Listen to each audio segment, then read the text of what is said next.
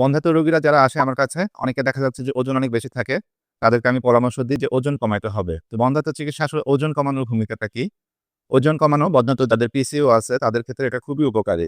PCO patient তার যে body weight আছে সেখান থেকে যদি 5-7% ওজন কমাইতে পারে, তাহলে কিন্তু তার কনসিভ এর সম্ভাবনা অনেক বেড়ে যায়। এছাড়া ওজন বেশি একটা বন্ধ্যাত্বের একটা কারণ। ওজন বেশি এটা আমরা বুঝবো কিভাবে? এটা বোঝার জন্য আমরা বিএমআই বলে একটা জিনিস ইউজ করি। বিএমআই হচ্ছে বডি মাস ইনডেক্স, যে আপনার হাইট কত এবং সে অনুযায়ী আপনার ওয়েট কত হওয়া উচিত। তো দেখা যাচ্ছে যে মেয়েদের হাইট যদি ৫ ফিট হয় তাহলে তার ওয়েট থাকতে হবে ৪৪ থেকে ৫৭ কেজি এর মধ্যে। যদি হাইট দেখা যাচ্ছে ৫ ফিট ৬ হয়, তাহলে ওয়েটটা থাকতে হবে হয়তো ৫৪ থেকে ৭০ এর মধ্যে। এটা আপনারা ইন্টারনেটে সার্চ করে দেখতে পারেন যে আপনার বিএমআই কত আছে। বিএমআই যদি আপনার ১৮.৫ থেকে ২৫ এর মধ্যে থাকে তাহলে সেটা আমরা বলি নরমাল। যদি ২৫ থেকে ৩০ এর মধ্যে থাকে তাহলে আপনাকে বলি ওভারওয়েট, এবং যদি ৩০ এর উপরে থাকে তখন আমরা বলি যে আপনার একটা মোটা একটা রোগ, এটাকে বলে ওবেসিটি।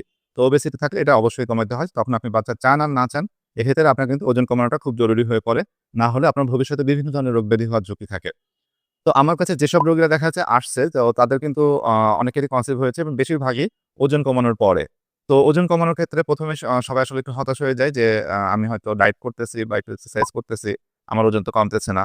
তো ওজন কখনোই ১-২ দিনে কমবে না। কারণ ওজন কখনো আপনার ১-২ দিনে বাড়ে নাই। আপনার বর্তমান ওজন যেটা আছে সেটা ধীরে, ধীরে বাড়ছে। তো সেক্ষেত্রে ওজন কমানোর জন্য আপনাকে দীর্ঘদিন ধরে চেষ্টা চালিয়ে যেতে হবে। চেষ্টার মধ্যে আপনার আছে ডায়েট, অর্থাৎ খাবার, এটা সবথেকে গুরুত্বপূর্ণ। খাবারের মধ্যে আপনি যা মন চাই তা খেতে পারবেন না। ওজন কমানোর ক্ষেত্রে আপনাকে একটা নির্দিষ্ট ডায়েট চার্ট ফলো করতে হবে। মেইনলি আপনার যে কার্বোহাইড্রেট জাতীয় যে খাবার আছে, চিনি বা শর্করা জাতীয় যে খাবারগুলো বেশি, সেগুলো কমিয়ে দিতে হবে। যেমন ভাত জাতীয় খাবার অনেক বেশি খাওয়া যাবে না। এটা ছাড়া খাবারের ব্যাপারে আর অনেক কথা আছে। এর পাশাপাশি আপনি এক্সারসাইজটা হতে হবে। যদি হাঁটা হয় তাহলে সেটা হবে নরমাল হাঁটার থেকে একটু দ্রুত। প্রতিদিন ০.৫ ঘন্টা থেকে ৪০ মিনিট আপনি হাঁটবেন। প্রতিদিন না পারলেও সপ্তাহে অন্তত ৫ দিন আপনাকে হাঁটতে হবে।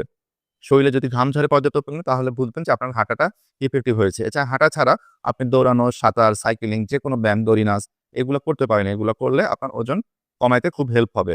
এটা ছাড়া ওজন কমানোর জন্য আমরা কিছু ওষুধ দিয়ে থাকি। সেগুলোকে ওজন অনুযায়ী আপনার লাগতে পারে।